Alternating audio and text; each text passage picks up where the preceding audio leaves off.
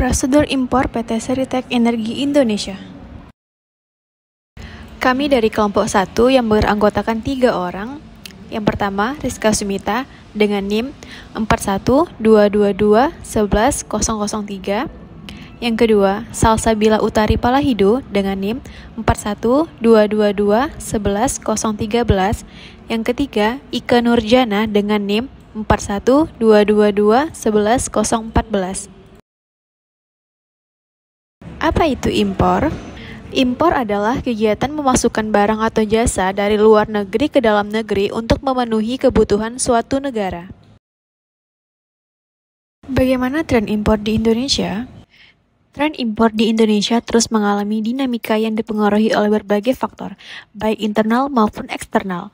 Nilai impor Indonesia cenderung fluktuatif, dipengaruhi oleh kondisi ekonomi global, harga komoditas dunia, dan kebijakan pemerintah. Seiring dengan peningkatan daya beli masyarakat, impor barang konsumsi juga mengalami peningkatan. Hal ini menunjukkan meningkatnya permintaan masyarakat terhadap produk-produk impor. Ketentuan dan persyaratan impor. Untuk melakukan kegiatan impor, perlu memenuhi beberapa ketentuan berikut. Yang pertama, perizinan. Yang kedua, dokumen kepabeanan. Yang ketiga, pembayaran bea masuk. Yang keempat, Standar Nasional Indonesia atau SNI.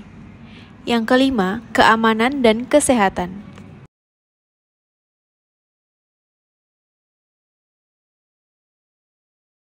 Barang yang diatur impornya. Impor barang ke Indonesia diatur ketat oleh pemerintah untuk melindungi industri dalam negeri, konsumen, dan lingkungan.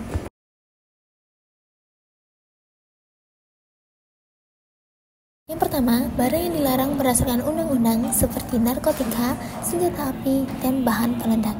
Yang kedua, barang yang berbahaya bagi kesehatan manusia, hewan, atau tumbuhan.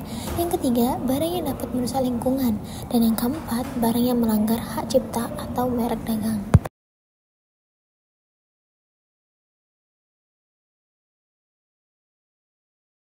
Yang pertama, barang yang kena bea cukai seperti rokok, minuman beralkohol, dan kendaraan bermotor yang dikenakan cukai yang tinggi. Yang kedua, barang yang memerlukan izin khusus seperti obat-obatan, bahan kimia, dan peralatan medis yang tidak ada izin lembaga terkait. Dan yang ketiga, barang yang dibatasi kuotanya seperti produk pertanian yang memiliki kuota impor yang ditetapkan.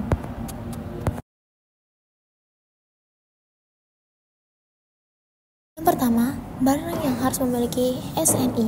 Semua barang yang diimpor harus memenuhi Standar Nasional Indonesia yang berlaku.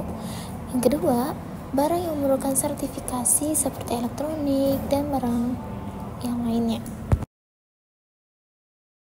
Alasan pengaturan impor: melindungi industri dalam negeri, mencegah kualitas produk, melindungi konsumen, serta melindungi lingkungan. Contohnya, kita dapat ambil contoh pada barang elektronik, makanan dan minuman, kendaraan bermotor, dan juga terdapat produk tekstil. Barang yang dilarang impor. Indonesia memiliki peraturan yang ketat mengenai barang-barang yang dilarang untuk diimpor. Pembatasan ini bertujuan untuk melindungi industri dalam negeri, konsumen, lingkungan hidup, serta menjaga keamanan dan ketertiban masyarakat setempat. Kebijakan pengawasan mutu barang impor. Hal ini dilakukan untuk melindungi konsumen dari produk yang tidak aman atau berkualitas rendah, serta untuk melindungi industri dalam negeri pastinya. Tujuan utama dari pengawasan mutu barang impor yang pertama, menjamin keamanan produk yang memastikan bahwa produk impor tidak berbahaya. Yang kedua, melindungi konsumen yang memberikan kepastian kepada konsumen produk memenuhi standar kualitasnya. Instansi yang terlibat dalam pengawasan mutu terdapat BPOM, Kementerian Perindustrian, Kementerian Perdagangan, BSN, SNI, dan Direktur Bea Cukai.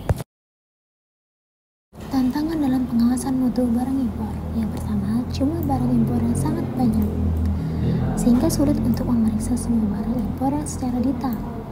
Yang kedua, pengembangan teknologi yang cepat. Yang ketiga, perubahan regulasi. Yang keempat adalah penyeludupan. Barang ilegal masih terjadi dan tantangan ini sangat sulit diatasi. Langkah dalam pengawasan mutu barang impor. Yang pertama, penguatan pengawasan, meningkatkan kapasitas melalui teknologi dan sumber daya manusia. Yang kedua, kerjasama antar lembaga. Yang ketiga, peningkatan kesadaran masyarakat. Dan yang keempat, penegakan hukum yang konsisten, memberikan sanksi tegas kepada pelaku pelanggaran. Proses persiapan impor. Dokumen pendukung, faktur komersial invoice, packing list, bill of lading, surat keterangan asal SKA, sertifikat analisis jika diperlukan, izin impor jika diperlukan, persiapan dokumen, pembukaan letter of credit, dan pengumpulan dokumen. Proses persiapan impor dalam pengiriman barang. Yang pertama, barang dimuat ke dalam kapal atau pesawat sesuai dengan ketentuan yang telah disepakati. Yang kedua, penerbitan bill of lading perusahaan penerbangan sebagai bukti pengiriman barang. Pertama, pemberitahuan impor (PIB), pengajuan kepada kantor bea cukai. Yang kedua, pemeriksaan fisik dan pengambilan sampel. Yang ketiga, pembayaran bea cukai dan pajak PDRI. Yang keempat, pelepasan barang dengan surat persetujuan pengeluaran barang SPP. Metode pabean. Pabean adalah suatu instansi pemerintah yang bertugas mengawasi lalu lintas barang yang masuk dan keluar dari suatu wilayah pabean. Mengapa pabean itu penting? Pabean bisa menjadi pendapatan negara, perlindungan industri, dan keamanan nasional. Faktor-faktor yang mempengaruhi nilai pabean: jenis barang, negara asal, kondisi pasar, peraturan kepabean. Proses kedatangan barang impor merupakan tahap akhir dari proses impor, di mana barang yang telah dikirim dari negara asal akhirnya tiba di pelabuhan atau bandara tujuan Indonesia. Setelah barang tiba, terdapat beberapa prosedur yang harus dilalui sebelum barang tersebut dapat diambil oleh importir. Pertama, saat barang tiba di pelabuhan atau di bandara. Yang kedua, pemeriksaan dokumen seperti bill of lading, invoice, packing list, surat keterangan asal, serta PIB. Yang ketiga, pemeriksaan fisik yang dilakukan oleh petugas terkait jenis, jumlah, dan kondisi barang. Keempat, nilai untuk menentukan pajak dan rangka impor PDRI. Yang kelima, pembayaran pajak. Yang keenam, pelepasan barang dengan persetujuan pengeluaran barang SPP. Proses kedatangan barang impor terdapat dokumen yang diperlukan yang terkait bill of lading, bukti pengiriman barang dari kirim penerima. Yang kedua, invoice. Yang ketiga, packing list. Yang keempat, surat keterangan asal. Dan yang kelima adalah pemberitahuan impor atau PIB. Pembahasan prosedur impor pada Sritek Energi Indonesia. Latar belakang, industri impor Indonesia tumbuh pesat dengan dukungan kebijakan pemerintah. Meski menghadapi persaingan ketat, PT Sritek Energi dengan fasilitas di Singapura, Indonesia, dan India fokus untuk pengiriman tepat waktu, kualitas, pengurangan biaya, dan peningkatan kesinambungan. Mereka memiliki cabang di Batam, Bintan, serta dapat workshop di Singapura. Pembahasan fokus pada hubungan antara perusahaan di Batam, Bintan, dan cabang Singapura. Apa saja negara atau wilayah utama yang menjadi tujuan ekspor atau sumber impor bagi perusahaan? Yang pertama, ekspor dari Sritek Energi ke Singapura Pte Ltd. Yang kedua, impor dari Singapura Pte Ltd menuju ke Batam Sritek Energi. Strategi dan positioning. A. Strategi keunggulan kompetitif. Yang pertama, kepemimpinan biaya. Yang kedua, diferensiasi. Yang ketiga, fokus. B. Positioning keunggulan kompetitif. Yang pertama, inovasi produk. Yang kedua, efisiensi operasional. Yang ketiga, kualitas layanan. Yang keempat, citra merek yang kuat. Produk dan layanan utama. PT Sritek Energi memproduksi komponen mesin dengan bahan baku impor berkualitas tinggi untuk memastikan presisi dan inovasi teknologi yang sesuai dengan permintaan pasar. Tantangan dan peluang. PT Sritek Energi menghadapi tantangan pengiriman internasional dan mengadakan workshop di Batam dan Singapura. Mereka mengubah rute impor jika ada kendala dan melakukan inspeksi di Singapura.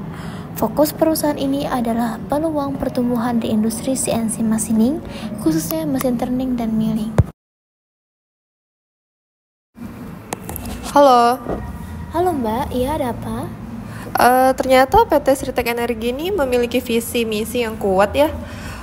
Bagaimana kalian mengatur pekerjaan agar dapat berjalan sesuai tujuan? Oh begitu, gini sebelumnya kami memiliki struktur organisasi perusahaan Mbak.